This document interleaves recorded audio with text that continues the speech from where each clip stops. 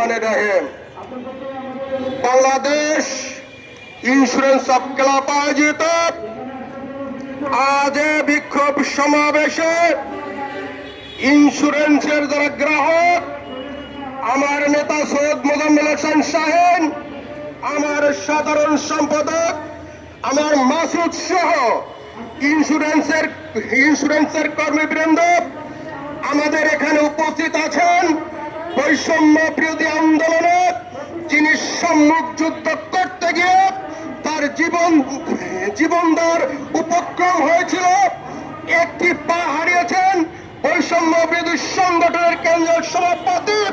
গত কিছুদিন আগে পিএম সাহেব যাকে স্বাগতম জানিয়েছেন, ইমন হোসেন ইমন।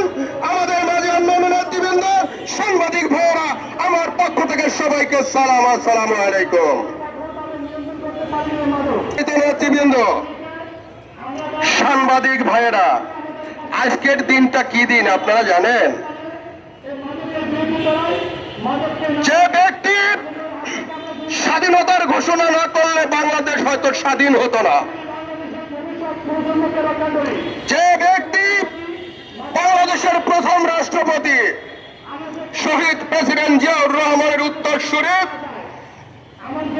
বাংলাদেশে যিনি তিনবার প্রধানমন্ত্রী হয়েছেন, আপসহীন নেত্রী, এদেশের আপামর জনতার নেত্রী জনাব খালেদা জিয়ার জন্মবার্ষিকী আজ। এই শুভ দিনে আমি আপনাদের কাছে আমার নেত্রীর রুহের মাগফিরাত কামনা করছি। সম্মানিত নেতৃবৃন্দ, স্বাধীন হওয়ার পর থেকে যখন ভূখণ্ড উপহার পেলাম, সেই ৭২ থেকে অদ্যাবধি পর্যন্ত যতগুলো রাষ্ট্রীয় সরকার ক্ষমতায় ছিল, 12টি লাইফ এবং সাধারণ বীমা এরা অনুমোদন করে গেছেন, যেটা আপনারা সবাই জানেন। কিন্তু আপনারা কি জানেন শেখ হাসিনা অবৈধভাবে ক্ষমতায় এসে কতটি লাইফ ও সাধারণ বীমা অনুমোদন করে গেছেন? 60টি সাধারণ বীমা ও লাইফ ইন্স্যুরেন্স অনুমোদন করে গেছেন। তার মধ্যে 31টি জীবন বীমা, 29টি হলো সাধারণ বীমা। উনি এই দিন একটা বক্তব্য দিয়েছিলেন, সেই বক্তব্য কি সাংবাদিকরা জানেন? উনি বলেছিলেন, বাংলাদেশে কর্মসংস্থান সৃষ্টি করার জন্যই আমি এই সিদ্ধান্ত নিতে বাধ্য হয়েছি। সেই বক্তব্য বোধহয় আপনারা সবাই জানেন। কিন্তু ওনার সাধারণ জনগণকে স্টাবলিশ করার জন্য এই কোম্পানিগুলো অনুমোদন দেয়নি। সেই দিন দিয়েছিল ওই আওয়ামী লীগের যারা প্রেতত্ব, আওয়ামী লীগের যারা লুটেরা, আওয়ামী লীগের যারা ঘাপটি মেরে এখন যারা আছে তারা কিছু বোঝে না, ওদেরকে স্টাবলিশ করার জন্য এক এক করে 60টি কোম্পানি অনুমোদন দিয়েছিলেন সেই দিন। ধিক্কার জানাই শেখ হাসিনাকে। হাসিনা, বাংলাদেশের আপামর জনতাকে নিয়ে আপনি খেলতে পারেন না। দেওয়ার দরকার ছিল অন্যভাবে দিতেন। বাংলাদেশের যারা কেটে খাওয়া মানুষ, বাংলাদেশে যাদের নুনান্তে পন্থা পুরায়, বাংলাদেশের এইসব গ্রাহক যাদের পেটে ভাত নেই, ইন্স্যুরেন্সে 2টি টাকা জমিয়ে রেখে মেয়াদ শেষের টাকা নেবেন, এখান থেকে বোনাস নেবেন, লাইফ ফিক্সড করবেন, এই সিদ্ধান্ত নিয়ে কিন্তু ইন্স্যুরেন্স করছে। কিন্তু আপনি কি করলেন?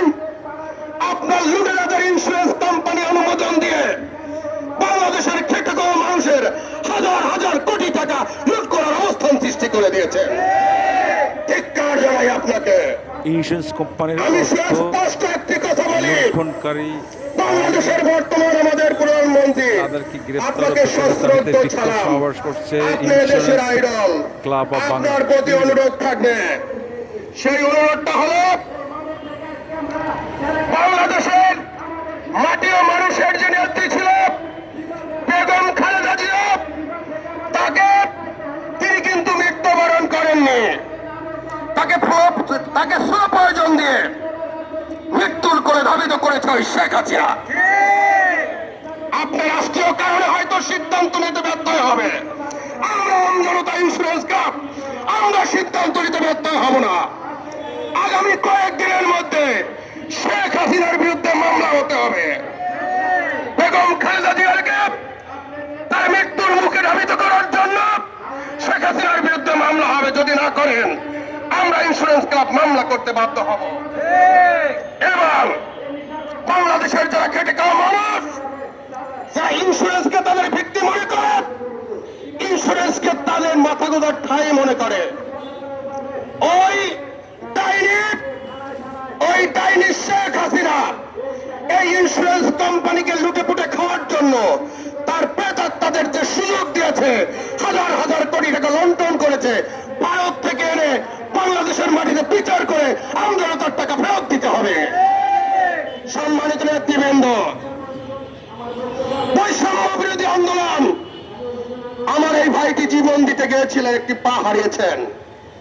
বৈষম্য বিরোধী আন্দোলনে যারা হাসিনাকে মদত দিয়েছেন, যারা অর্থ সহায়তা করেছেন, তা কি করে এখন ইন্স্যুরেন্স কোম্পানির এমডি থাকে?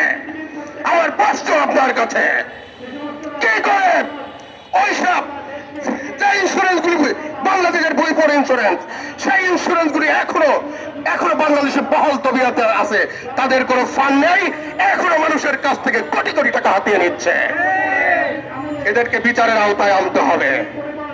পপুলার লাইফ ইন্স্যুরেন্সের এমডি PM ইউসুফ আলী, আপনি শেখ হাসিনাকে বৈষম্য বিরোধী আন্দোলনে অর্থ সহায়তা দিয়েছিলেন, যেটা বাংলার জনগণ না জানলো, ইন্স্যুরেন্সের প্রতিটা ইট ভালো সেটা জানে। আমার বোধগম্য নয় কি করে এখনো আপনি ইন্স্যুরেন্স কোম্পানির এমডি থাকেন। অচিরেই রিজাইন দিন, রিজাইন না দেন ইন্স্যুরেন্স আপনাকে টেনে হিসেবে নামাবে ইনশাল্লাহ।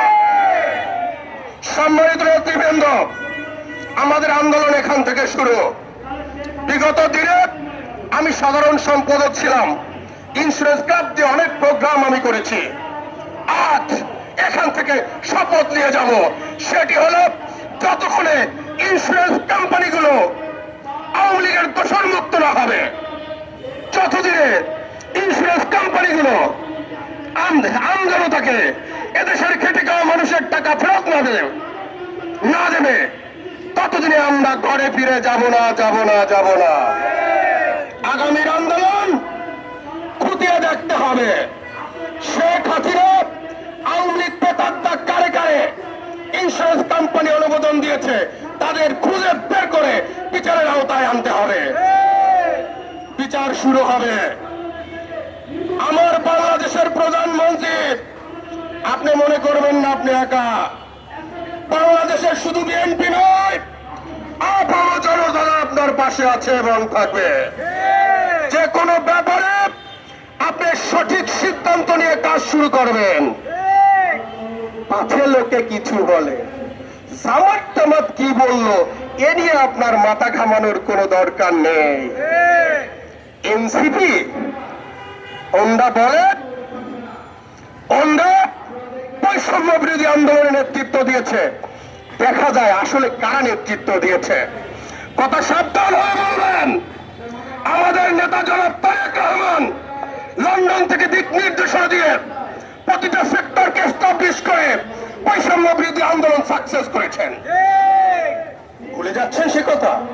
ভুললে চলবে না। আর তারেক রহমান ঠুমকো কাজ নয়, তাক দিলেই ভেঙে যাবে। হুঁশিয়ার করে দিচ্ছে, এরপর থেকে যখন যেখানে কথা বলবেন, তারেক রহমানের বিরুদ্ধে কথা বলবেন, হুঁশিয়ার হয়ে কথা বলবেন। আর ন্যায্য দাবি থাকলে উনি এই সচিবালয়ে বসেন। বাংলাদেশের ইতিহাসে আমি কখনো দেখিনি বাংলাদেশের প্রধানমন্ত্রী সচিবালয়ে অফিস করে, ঘুরে ঘুরে মন্ত্রী পরিষদে কাজ করে। আমার বোধগম্য নয়।